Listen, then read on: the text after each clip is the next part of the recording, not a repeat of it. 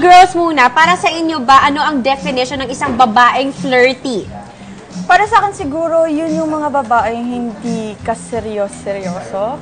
Kasi di ba pag pinapakita nila na masyado silang ma-flirt sa guys, so parang yung mga guys parang, okay, game sila. Siguro yung iba game na game, go na go. Pero hindi siguro ganun kasi seryosohin. Kasi makikita agad sa personality Parang nila too na, easy. yes, Kumbaga parang dun sa easy to usual get. na lalaki yung naghahabol or yung lumalapit, ito baliktad. Throwing, Sila na yung oo. Tsaka may mga guys kasi na mas gusto nila yung mga babaeng parang pa-demure, yung talagang But parang some guys educated. like it easy kasi wala nga namang effort sa kanila, babae na ang lumapit. Ikaw ba, Ano, ano mas one bet time, mo? diba? Ano, Kung ganun, Jeric? pag Yung madalian medyo lang. pakipot o yung ikaw na yung nilalapitan? Siyempre yung pakipot mas maganda. Pero depende sa mood mo, Buti aminin lang. mo, pag babae na yung Depende. lumapit. Depende. Ang lakas din maka-ego boost Mars. kaya nun, di ba? Pag nilapitan ka ng girl. Tsaka parang sa lalaki kasi wala nang trabaho. Tama. Pero may mga babae kasi na masyado na nakakailang yung dating sa lalaki. Kaya kami na yung mismo umiiwas. Sa Pero kanila. hindi, aminin natin mga Mars, panahon na yung iba na. Tama, oo. Kumpara sa panahon ng mga dati-dati. Kasi ang mga girls ngayon mas ano na Aggressive. sila, aggressive. Mas modern ika nga nila. Hindi na Mas nagpapaligaw yung iba. Pero unang-una, dapat iniisip ng ibang babae, yung may mga karapatan mag-flirt, yung magaganda lang. Diba? Ganon. Hindi kasi di ba, kung hindi ka naman kagandahan, Umarte na ayon sa ganda. umarte ka sa ayon sa itsura mo. True. Kakato na pag-ugali mo, kung pangit ka, turn mo pa sa ugali mo, ang pangit Ang pangit naman, talaga. diba? Combo and true.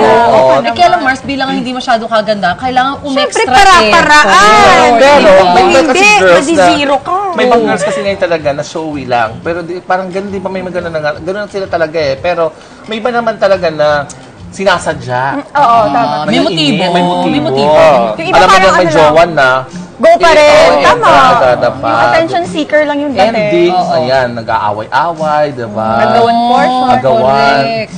Ito, girls, naman, have you ever dealt with flirty girls na umaaligid sa boyfriend o asawa ninyo? And how did you handle it?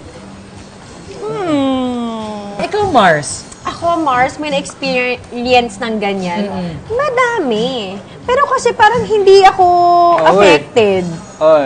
Hindi ako affected kasi parang, ano ba? Parang para sa akin hindi ko naman din papatulan I in won't the stoop first down, place. ganun. Tapos pangalawa, parang siguro yung partner ko, hindi rin naman niya ako binibigyan ng dahilan na para ma-feel bad. Yun. Oo. Kaya kailangan, bigyan ka talaga niya ng assurance na ikaw lang, na Yes. hindi siya titingin sa iba. Bottom line there is, ang bottom line there, kung alam mo talagang mahal ka niya, at the same time, hindi ka niya confident ka eh. Tama. Tsaka not Hindi ka only mag-iisip, that, di I ba? think your confidence also comes from kasi alam mo na ikaw, intact yung values mo, you know Exactly. your worth, so Tama. you have nothing to lose. Tama. Unlike yung mga babaeng ganun kasi they have everything to lose. That's true. Correct. At yun yung nakakaawa para sa kanila. Ito naman, syempre, minsan may mga jowa dyan or mga asawa na flirty din sila back.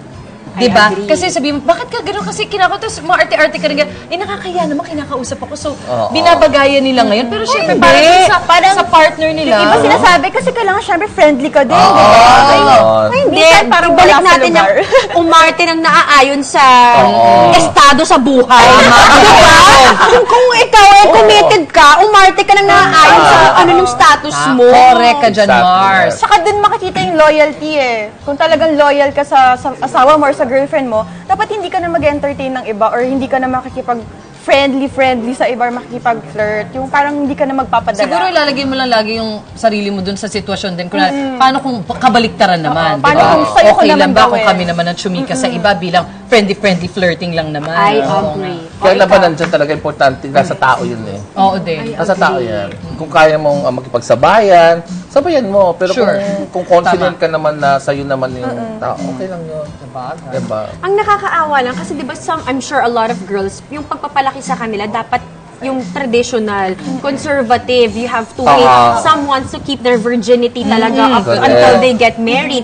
Pero paano ka na nga naman sasabay dun sa iba na mo. baliwala Go na? lang. So, ang nangyari ngayon, nawawalan ka ng market. Tama. Diba? Kasi lahat ang dali-dali na. So parang, minsan nagdadalaw isip, i-give up ko na lang ba? Pero hindi talaga. Diyan Ibig papasok sabihin, Kaya in fairness dun sa mga hindi natitinag. Kasi actually, minsan nagkakahiwalayan kasi may needs din yung guy, di ba? Yeah. Tapos so, maghihintay siya na matagal. So Tama. minsan kaya dyan napupunta yung nagiging mahina sila dun sa pag-flirt ng iba. Kaya dyan din papasok yung tinatawag na true love. Kung talagang mahal mo yung isang tao, maghihintay ka talaga.